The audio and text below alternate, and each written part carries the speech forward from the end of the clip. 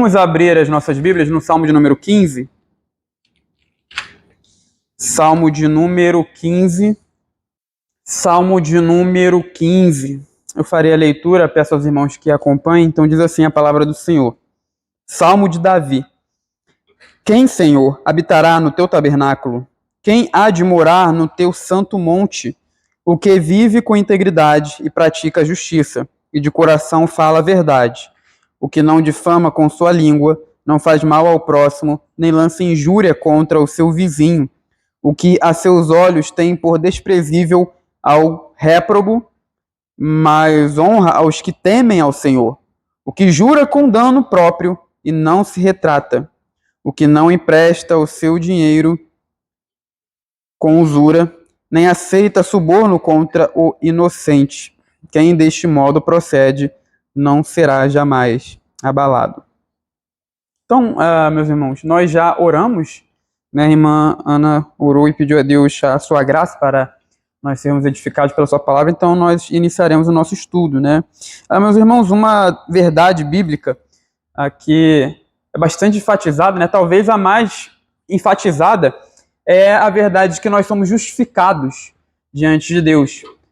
Deus nos declara justos. É uma verdade que foi bastante enfatizada na época da Reforma e também é bem lembrada hoje dentro do movimento protestante, né?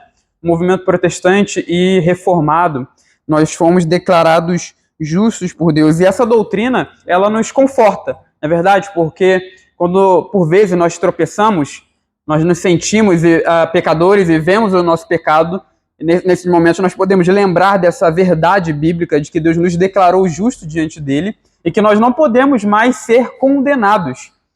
Então, não importa o tamanho do pecado que o crente cometa, ele ainda assim vai ser declarado justo, ele continua sendo considerado justo diante de Deus. É claro que isso não deve nos levar a minimizar o pecado, mas é a ideia de que o que nós fazemos não anula o que Deus faz. Então, Deus nos declarou justos. É um status que nós não podemos perder.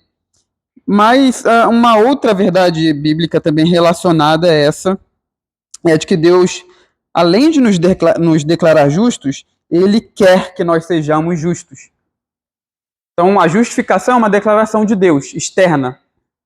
Eu não sou mais condenado, eu fui perdoado, Deus me vê, me declara como justo.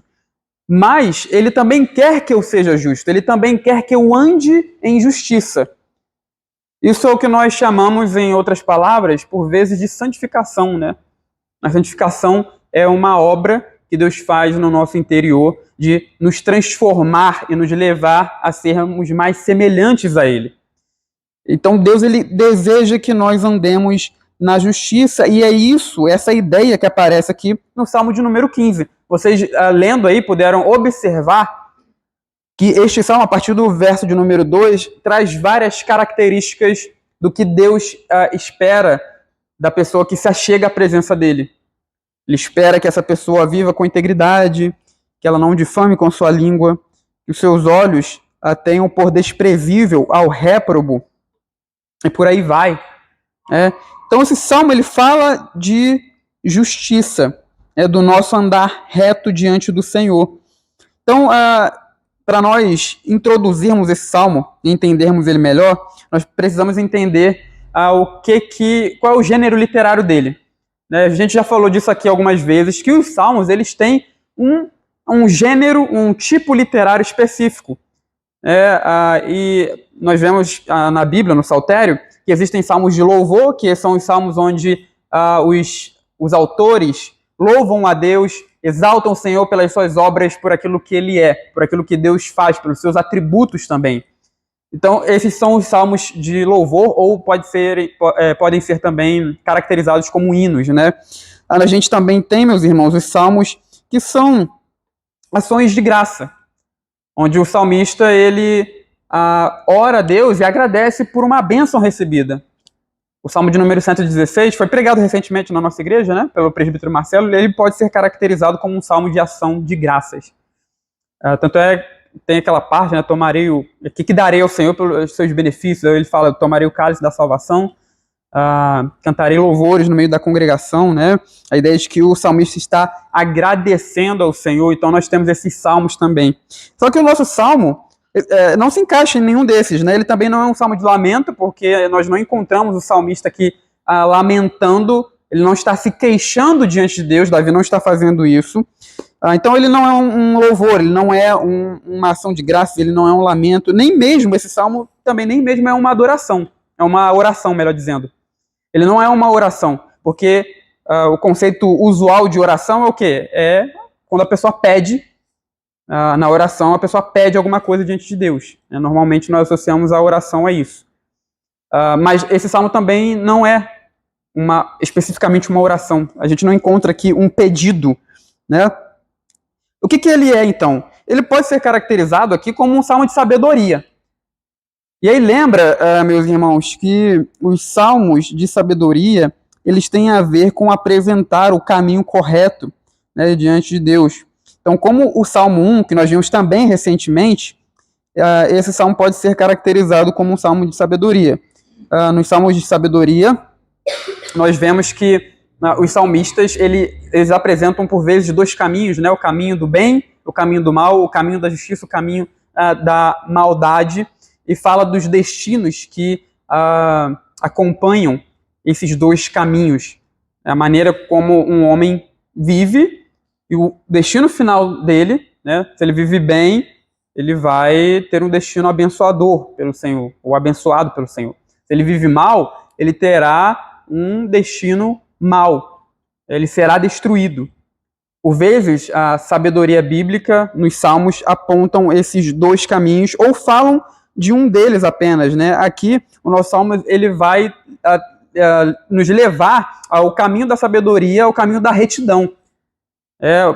Outra analogia que a gente pode fazer, para a gente entender melhor, é irmos ao livro de Provérbios, né?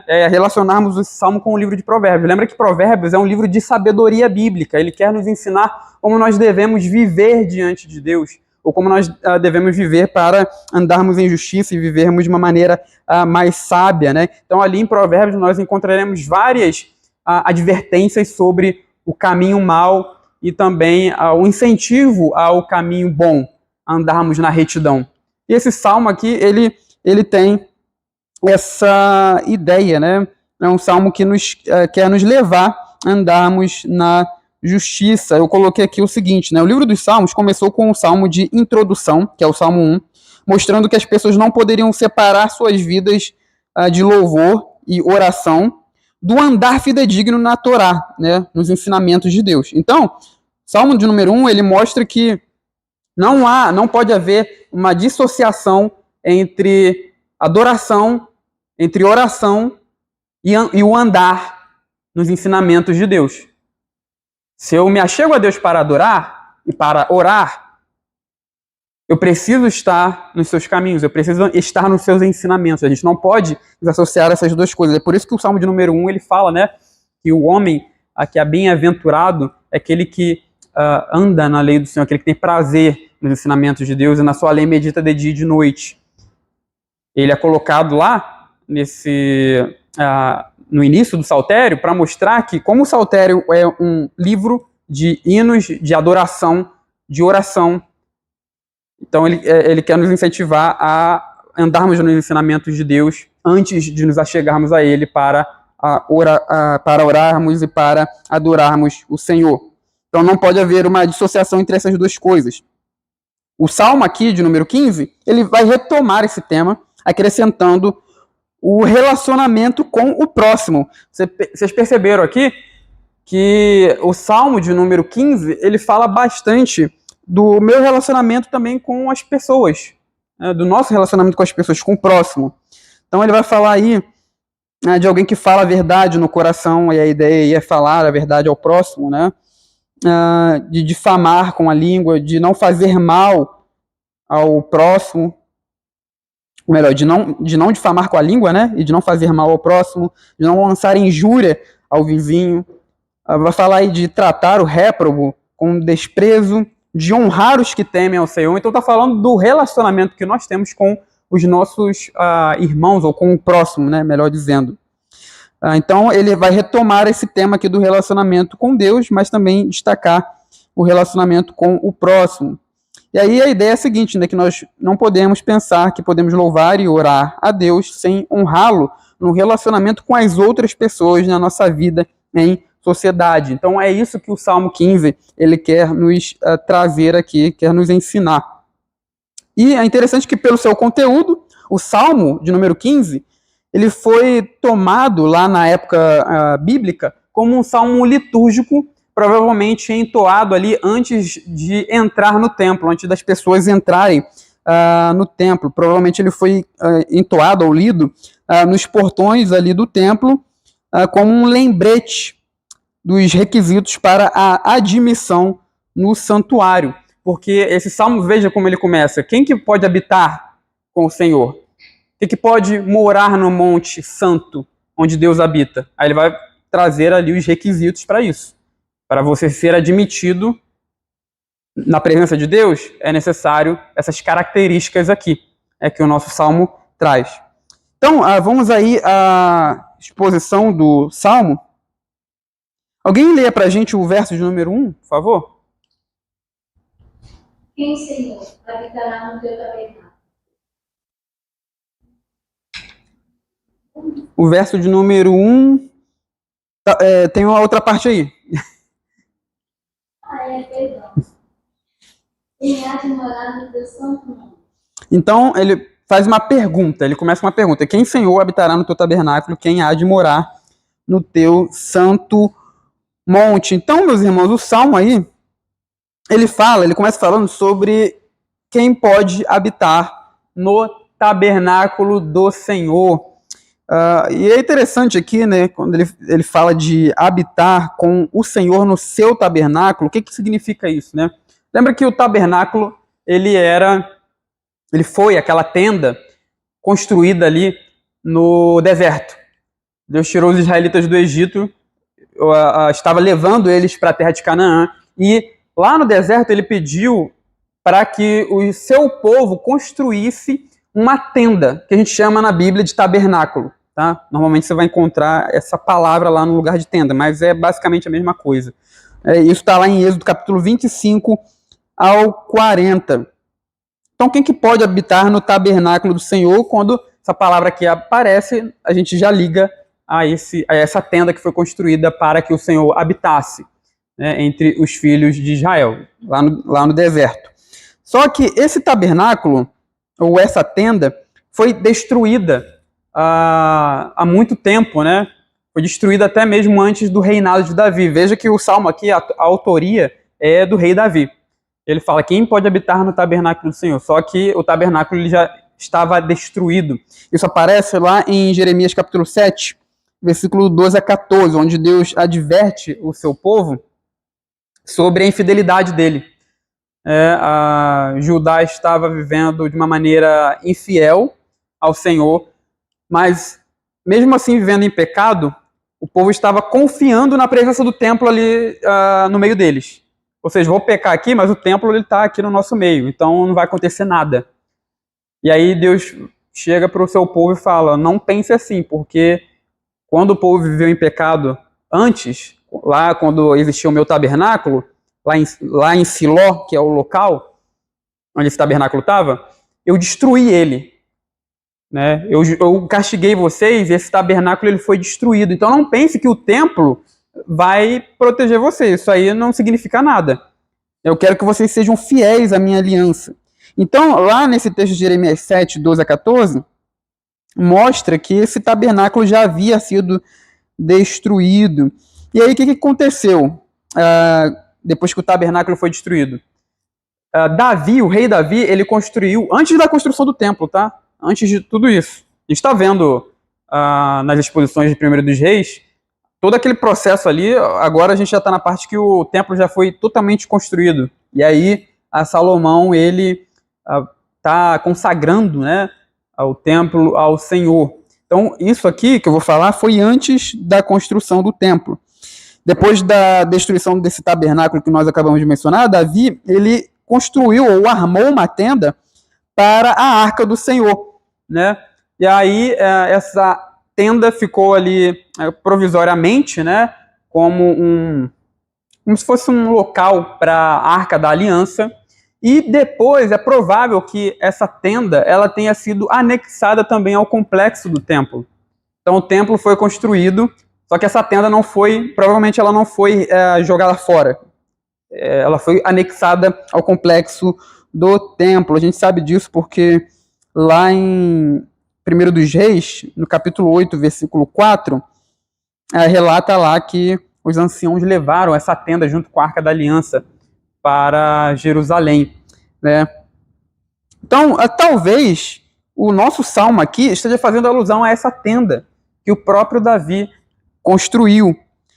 É possível que seja isso, né? E aí o salmista aqui, no caso Davi, ele está citando esse tabernáculo como uma parte de todo o templo, né? Como se fosse parte do templo todo. É o que nós chamamos, por exemplo, a expressão que nós usamos, cabeça de boi, né? Quando nós falamos cabeça de boi, nós estamos referindo não somente a cabeça do boi, mas o boi todo, né? Então aqui a ideia seria essa, seria semelhante a essa. Davi está falando desse tabernáculo, dessa tenda, que simbolicamente ela faz alusão a todo o templo do Senhor. Então, quem que pode habitar nessa tenda, quem que pode habitar nesse tabernáculo, né? Ele vai usar aí essa ideia de habitar e de morar, e nós precisamos entender que essa habitação e essa morada que Davi está falando aqui não diz respeito a viver no templo de Deus. A gente sabe muito bem, eu já mencionei isso aqui algumas vezes, que o templo ele não foi construído para as pessoas ficarem lá dentro, e também não foi construído para uma pessoa morar lá dentro. O templo ele foi construído para o Senhor habitar. Era do Senhor, é a habitação do Senhor. Então, o que ele quer dizer aqui com habitar no tabernáculo, ou também, né, como ele menciona depois aí na parte B do nosso verso, morar no santo monte do Senhor? A palavra que aparece aqui, meus irmãos, para habitar, o verbo, ele significa basicamente um estrangeiro que está residindo em um local por tempo limitado, né? Então, é essa a ideia aqui. Então, o Davi, quando ele fala sobre morar no monte do Senhor, ou habitar no tabernáculo, ele não está falando de viver lá dentro, de ficar ali para sempre, mas de estar na presença do Senhor em um tempo ali limitado, tá? Porque a palavra que aparece aqui para habitar, ela significa isso. Ela diz respeito a um estrangeiro residente em um local de um modo ali limitado, né? Temporariamente. É até interessante que essa palavra que aparece aqui, que foi traduzida como habitar, no hebraico moderno, ela significa hotel.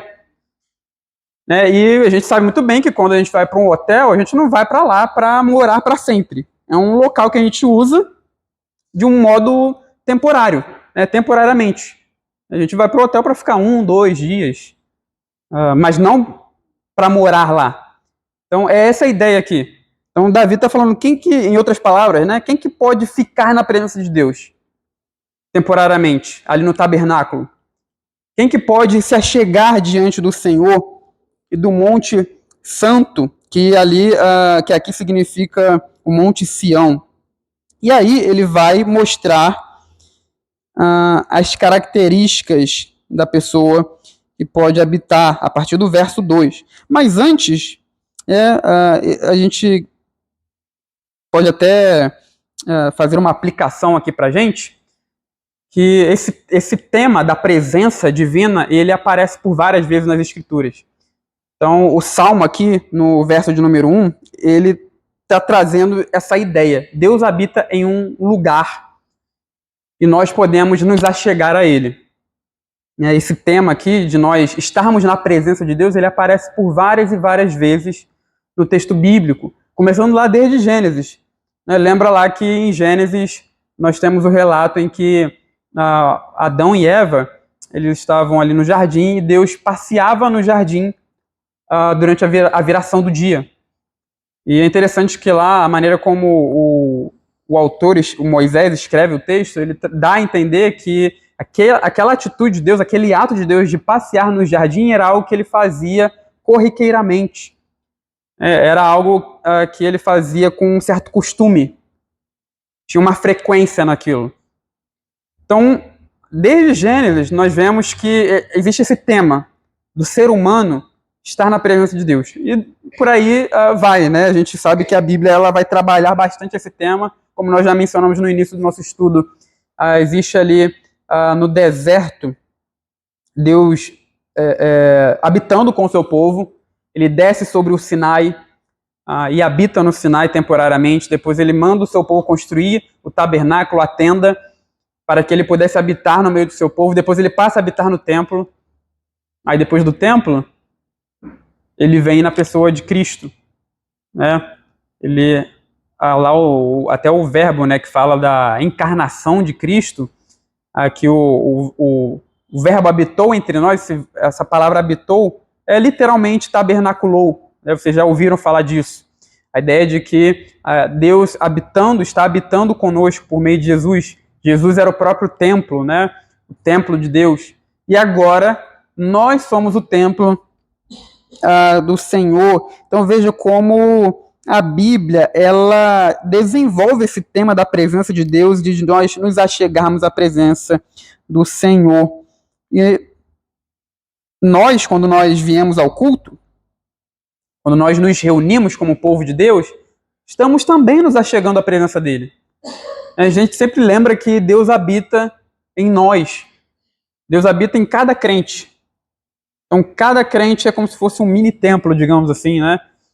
É uma pedra viva de um templo maior, que constrói um templo maior. E esse templo, no caso o templo local, somos nós, né? A igreja local. Então, quando nós nos achegamos para louvarmos o Senhor, nós estamos nos achegando também à presença de Deus, de uma maneira mais especial ainda, porque Deus, ele está presente de um modo especial, de uma maneira especial, quando nós, como povo dele, nos reunimos para adorá-lo, né? Quando o povo de Deus se reúne para adorá-lo, ali ele se faz presente. No momento, no local, não importa a data, não importa o local. Deus ele está presente quando nós nos reunimos, de uma maneira especial de estar presente, né? Então, quando nós viemos ao culto, nós estamos nos achegando, meus irmãos, à presença de Deus.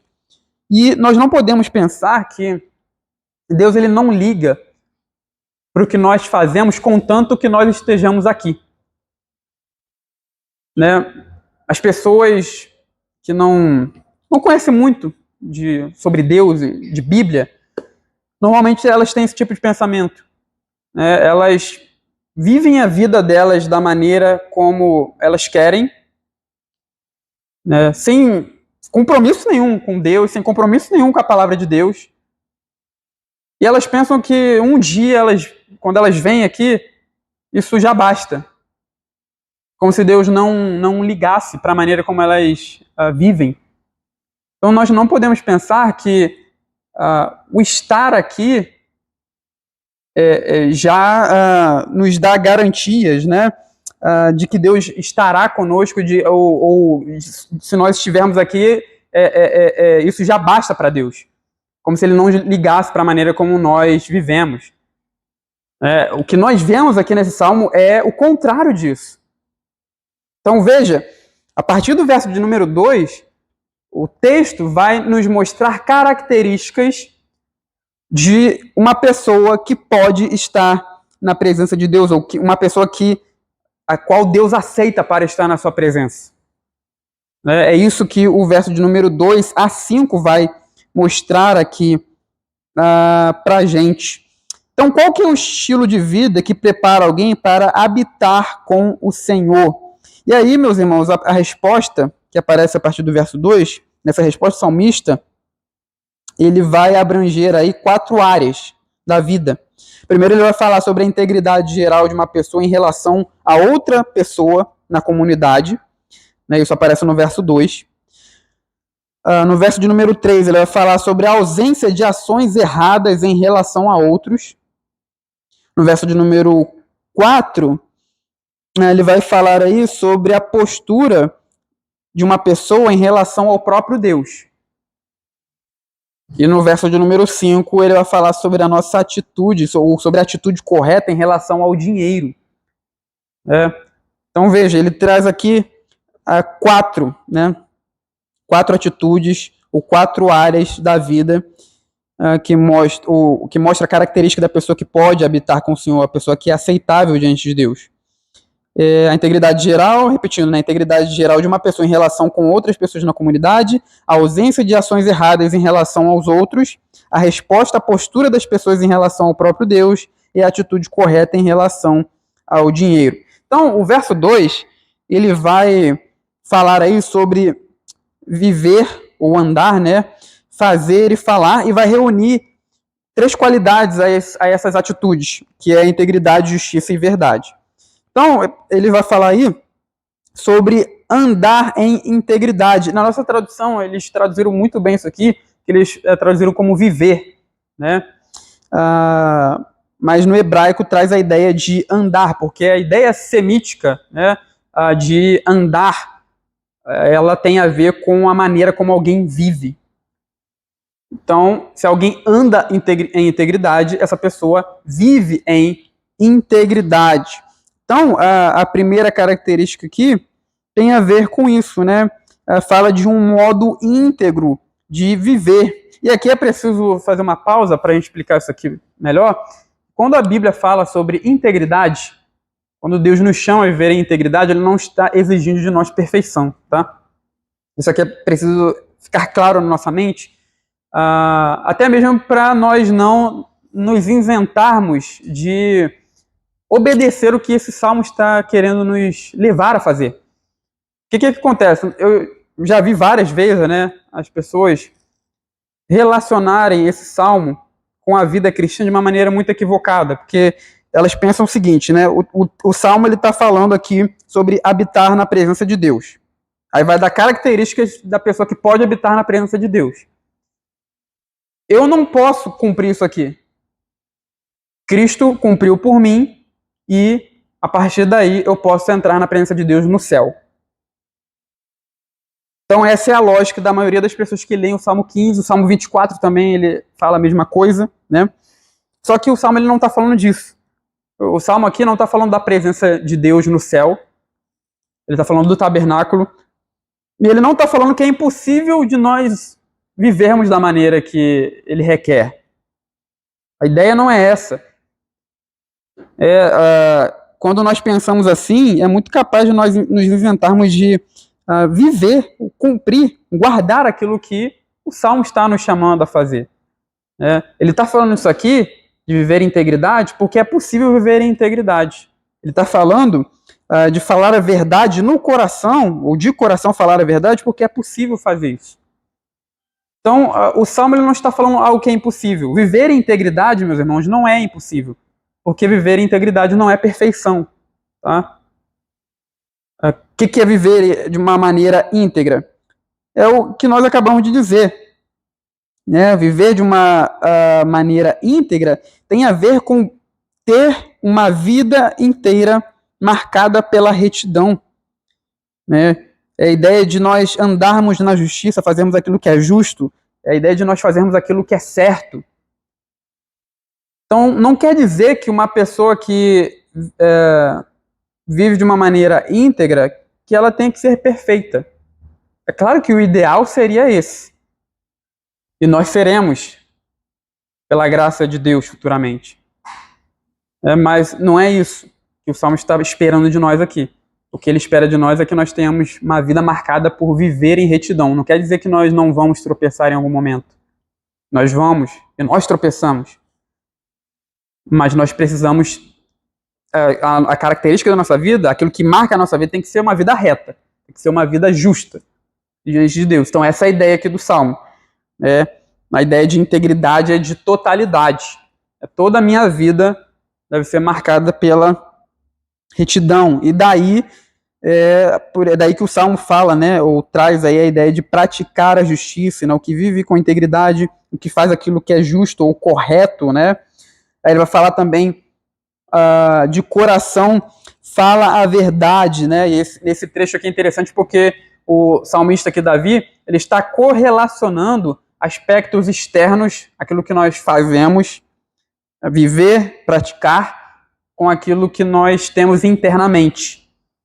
Então, não pode haver na nossa vida uma dissociação ou uma diferença naquilo que nós fazemos externamente e aquilo que nós temos no nosso interior. E nós sabemos que muitas pessoas vivem dessa maneira, né? Com uma disparidade entre aquilo que elas fazem e aquilo que elas dizem no seu coração. Por exemplo, alguém pode enganar e planejar algo ruim internamente, né? Enquanto ao mesmo tempo trata ali no seu externo as pessoas com honra e com bondade. Não é verdade? Muitas pessoas dissimulam, né?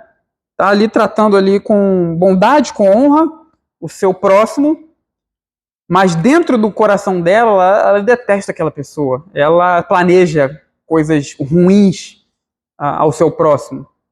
Então há uma disparidade, há uma dissociação entre viver externamente e viver internamente. O que o Salmo está nos chamando a fazer aqui é o contrário disso. Não pode haver essa disparidade. Nós temos que juntar a vida externa, a vida moral externa com a vida moral interna, de uma maneira que ambas estejam dizendo a mesma coisa.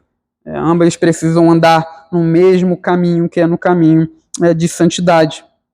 E o verso de número 3, ele vai continuar. Alguém lê para a gente o verso de número 3, porque ele vai nos dizer aí sobre a ausência de ações erradas em relação às pessoas.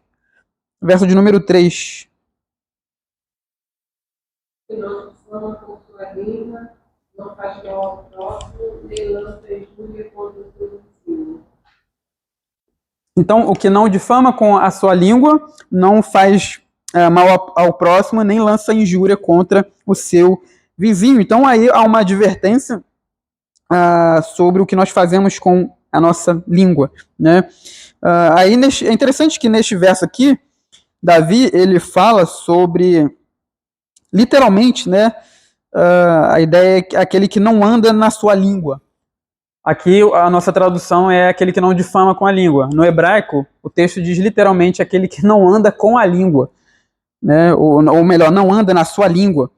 E o que isso quer dizer, né? O que essa expressão significa? Aquele que não anda na sua língua. Essa expressão, meus irmãos, ela não está muito clara aqui, né, pra gente, o que ela significa, mas é interessante que o verbo que Davi usa aqui, que é andar, em certos contextos, ele é usado com a ideia de espionar, né, a ideia de um espião que está conspirando contra outras pessoas. Então, a gente vê, por exemplo, que José do Egito, ele usa esse verbo nesse sentido. Lembra lá quando os irmãos dele descem até o Egito, José é governador, ele encontra ali com seus irmãos, e aí para testar os seus irmãos, José ele fala o seguinte: vocês não vieram aqui pegar alimento, vocês vieram para espionar a terra. É a mesma palavra aqui, que foi traduzida aí como difamar, né, que no caso é andar. É a mesma palavra que Davi usa aqui.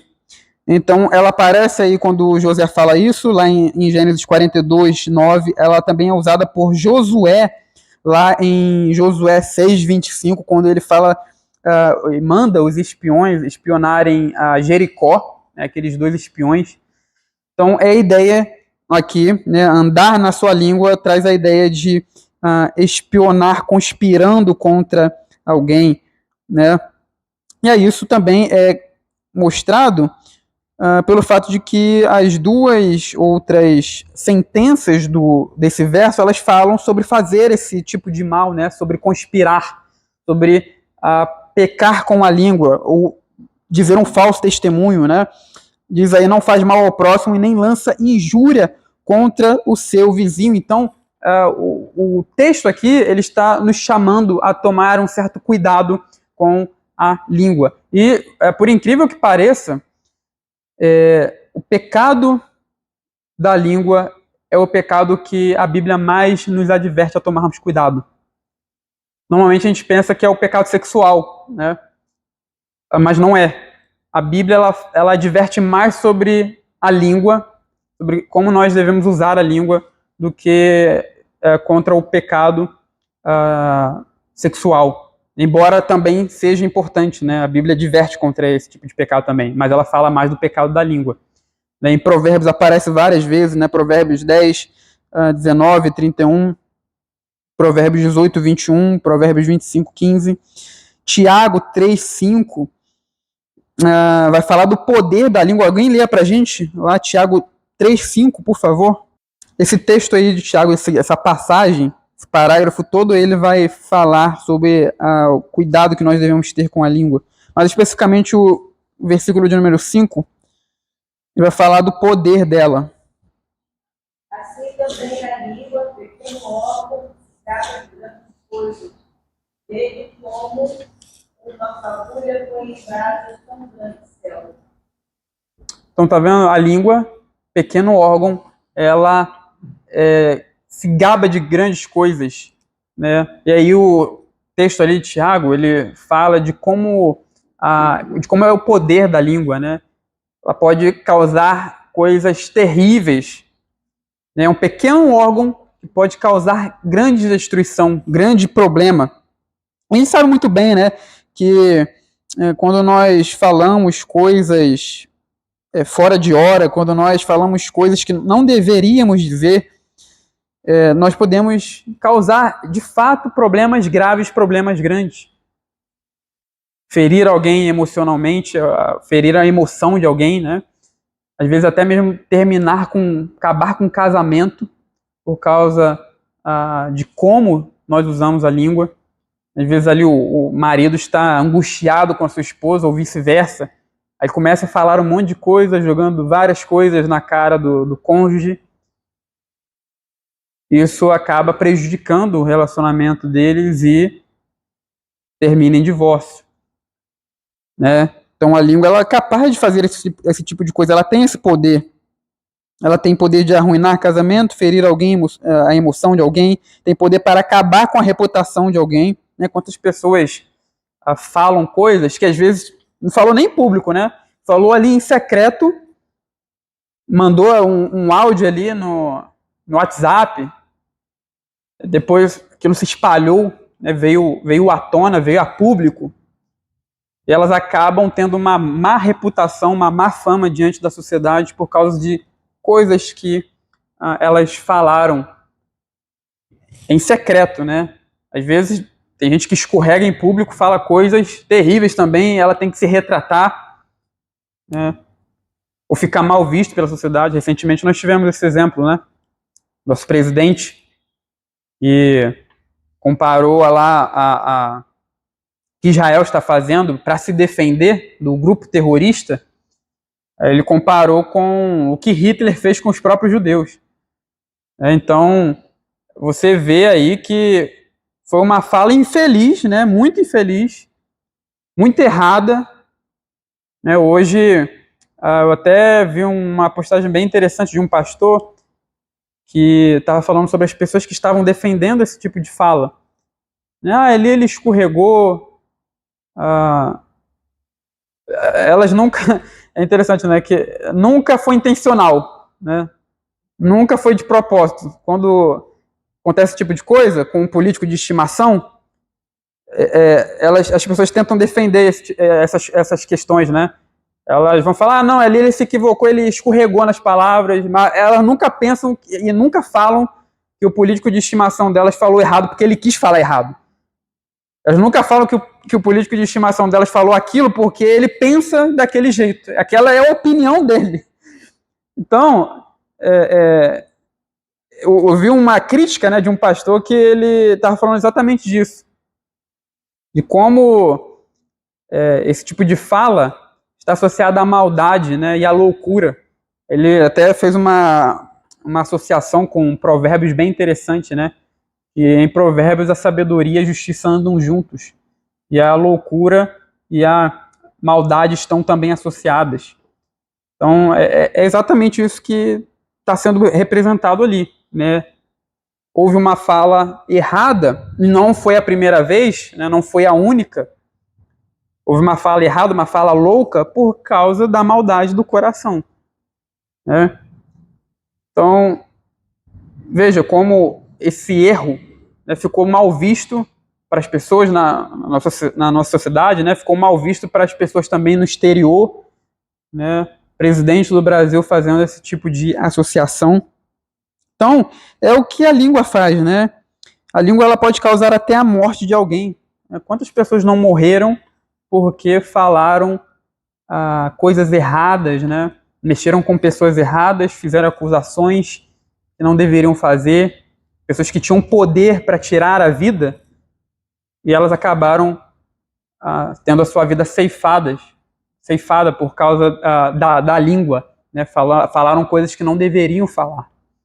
Então, o texto aqui, ele fala que a pessoa que pode estar na presença de Deus, que é aceita na presença de Deus, ela precisa usar a sua língua de uma maneira correta, né? É muito comum as pessoas não darem muita atenção a esse tipo de pecado. Fofoca lá no trabalho, na escola. E normalmente as pessoas tendem a minimizar esse tipo de pecado, esse tipo de atitude. Elas vivem fofocando, falando da vida das pessoas, usando mal a sua língua, mas acham que isso não importa. O que importa é que elas estão aqui, elas estão vindo diante de Deus para cultuá-lo. Mas veja que esse tipo de característica não é uma característica que é aceita por Deus das pessoas que estão ali na presença dele. É preciso usar a língua de uma maneira correta. E aí, o nosso salmo continua, no verso de número 4, ele vai falar sobre desprezar o réprobo e temer ao Senhor. Então veja aí o verso de número 4, alguém lê pra gente, por favor? Que a seus olhos tem como desprezível ao réprobo, mas honra aos que temem ao Senhor, porque jura com dano próprio e não se retrata. Então, ele vai falar aí daquele que aos seus olhos tem por desprezível ao réprobo. Literalmente, o Salmo ele fala aqui sobre desprezar o desprezível. Então, a pessoa que é justa diante de Deus, ela despreza o desprezível e ela honra os que temem ao Senhor. Essa segunda parte, né, sobre honrar os que temem ao Senhor, isso aí é fácil de entender, é mais fácil de aceitar. Agora, veja que o Salmo ele fala sobre desprezar outras pessoas, né? E é algo que parece até anticristão. Como é que eu sou cristão, que fui chamado por Jesus a amar até mesmo os meus inimigos e a orar por eles, como é que eu posso desprezar alguém?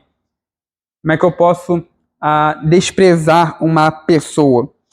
Qual que é a ideia aqui do Salmo, meus irmãos? A visão do Salmo é que a pessoa que Yahvé acolhe toma uma atitude negativa apropriada em relação ao irreligioso e moral, bem como uma atitude positiva apropriada em relação ao religioso moral. Então, desprezar aquele que é desprezível, quando o Salmo fala aqui do réprobo, né, ou desprezível, está falando de alguém que é irreligioso, alguém que é imoral, alguém que não liga para as coisas de Deus, que vive impiamente mesmo e não tem nenhum temor do Senhor. Esse é o irreligioso, é o homem imoral, é o réprobo, né? É o desprezível. Então, nós devemos desprezar essas pessoas. E desprezar aqui não está falando de tratar mal, né? Não está falando de tratar mal essas pessoas. É a ideia de que nós não devemos segui-las. Aquilo que essas pessoas falam, aquilo que essas pessoas fazem, a gente não deve se importar com isso, né? No sentido de seguir aquilo que elas fazem. O Salmo de número 1, ele fala exatamente isso. Quando ele fala lá da pessoa que não se assenta na roda dos escarnecedores, né? Quer dizer, ele vai falar ali de não andar no conselho, melhor dizendo, dos ímpios. E a ideia de conselho ali é de você ter os ímpios como fonte de sabedoria. de ouvir aquilo que o ímpio fala em relação à vida moral e seguir aquilo, achar aquilo bom, correto. É claro que o ímpio pode falar algo bom e correto em relação à vida moral? Pode, mas geralmente não fala, né? Geralmente não fala. E a gente não vai segui-lo. Se ele falar algo que é bom e reto, tudo bem, né? Outras pessoas que são justas e retas já falam. Então não tem problema. Agora, normalmente, o ímpio ele não vai falar aquilo que é bom e reto em relação à vida moral. Então a gente não pode ter os ímpios como fonte de sabedoria. É exatamente o que o Salmo 15 ele fala aqui. Nós desprezamos o desprezível, nós desprezamos aqueles que são irreligiosos. Nós não o ouvimos em relação à vida moral. Veja, não quer dizer que eu não possa ouvir essas pessoas em outras áreas.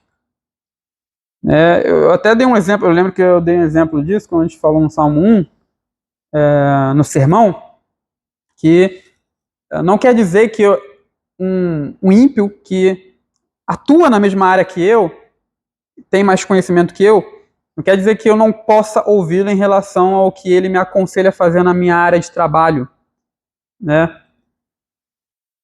Tem ímpio que sabe mais que eu e que você, onde você trabalha. Se você, sei lá, trabalha em obra, provavelmente tem um ímpio que sabe mais do que você nisso, né? Você é advogado, tem ímpios que sabem mais que você na tua área de atuação. Eles podem te dar conselhos de como proceder em certas ocasiões e você pode seguir esse conselho, entendeu? Se não tiver problema, moralmente falando, você pode ir lá e seguir, né? Então a ideia que o Salmo está falando aqui não é que você não possa ouvir o ímpio nunca. Nesse sentido você pode, né? Nesse sentido que nós acabamos de falar. Agora, nós não podemos segui-los moralmente falando, né? Então, nós tratamos com desprezo o desprezível, mas o Salmo também fala sobre honrar aqueles que temem ao Senhor. A ideia de que eu sigo aqueles que temem, eu os aprovo, né? Então, essa é a vida daqueles que são aceitos diante de Deus. E aí o Salmo ele vai caminhar. Vai falar também do que jura com dano próprio não se retrata, né? Aquele que tem a sua palavra firme.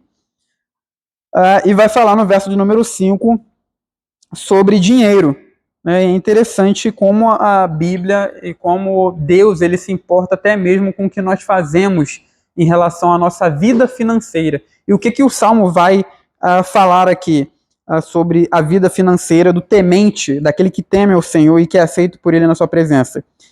Essa pessoa, ela não empresta o seu dinheiro com usura, ou seja, com juros, e não aceita suborno contra o inocente.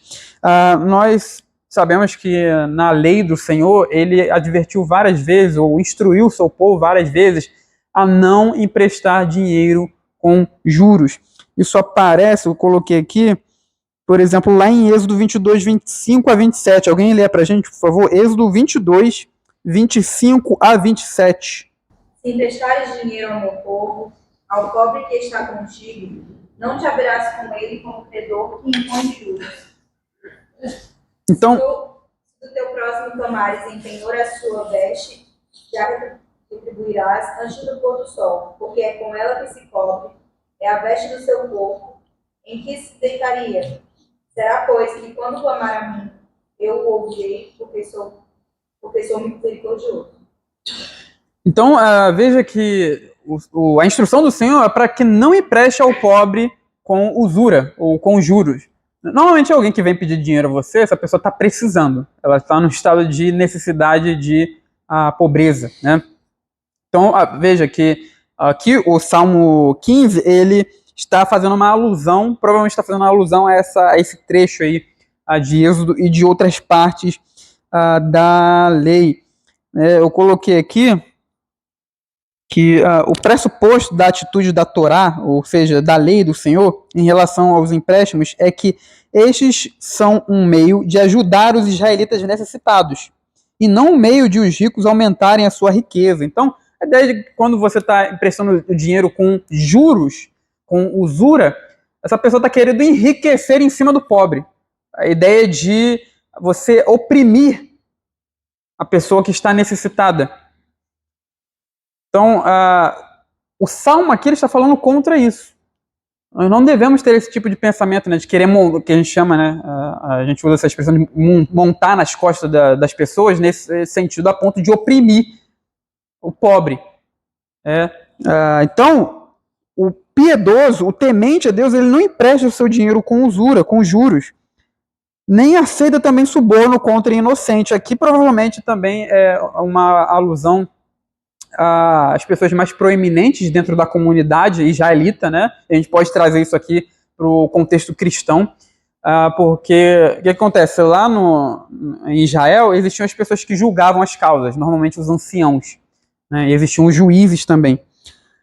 E aí, ao julgar uma causa, alguém poderia subornar o juiz e assim ele dar uma sentença injusta. Isso pode acontecer também no meio cristão, né? Principalmente na igreja presbiteriana, porque nós, na IPB, nós temos os nossos tribunais. Quando acontece alguma questão entre irmãos, por exemplo, é possível montar um tribunal, né? Assim como tem o tribunal secular, digamos assim. Então, as pessoas que julgam a causa desses tribunais, elas têm que tomar cuidado. Elas devem ser corretas diante do Senhor e não aceitar o suborno contra o inocente, né? Porque isso é injustiça diante de Deus. Várias vezes a Deus envia profetas, né? Enviou profetas ao seu povo para falar justamente contra essas pessoas que julgavam as causas e davam uma sentença contra o inocente porque elas eram subornadas, ou seja, estava oprimindo a pessoa necessitada. Então o Salmo ele fala contra isso aqui, aí vai terminar: quem deste modo procede não será jamais abalado. Então o que nós aprendemos aqui, meus irmãos? Como nós falamos no início, Deus ele se importa com a maneira que nós vivemos. Não basta nós virmos aqui, estarmos na presença do Senhor, porque, como nós falamos, Deus ele habita aqui com o seu povo de uma maneira especial. Então não basta nós virmos aqui e só levantarmos as mãos. Aqui na nossa igreja não levanta a mão, né? Mas vocês entenderam a ideia de gesto de adorar. Não basta você vir aqui adorar ao Senhor com sua boca, sendo que seu coração está longe dele, porque durante a semana, lá fora, você faz tudo o que é contrário ao que ele espera de você como filho, como crente, como uma pessoa redimida. A nossa vida de adoração e a nossa vida de oração precisa estar de acordo também com uma vida de santidade e de justiça, porque Deus se importa com isso. Então é quando nós vivemos assim que Ele nos aceita como habitantes em sua presença para adorá-lo por meio do nosso Senhor Jesus Cristo, porque sem Cristo nós nada podemos fazer, sem Ele não há adoração de verdade. Então nós viemos aqui para adorar por meio de Jesus Cristo, mas levando em conta também a nossa vida de retidão e a nossa vida de andar justo diante do nosso Deus. Então que Deus nos abençoe e nos ajude a andarmos segundo Ele espera de nós, como Ele colocou na sua palavra.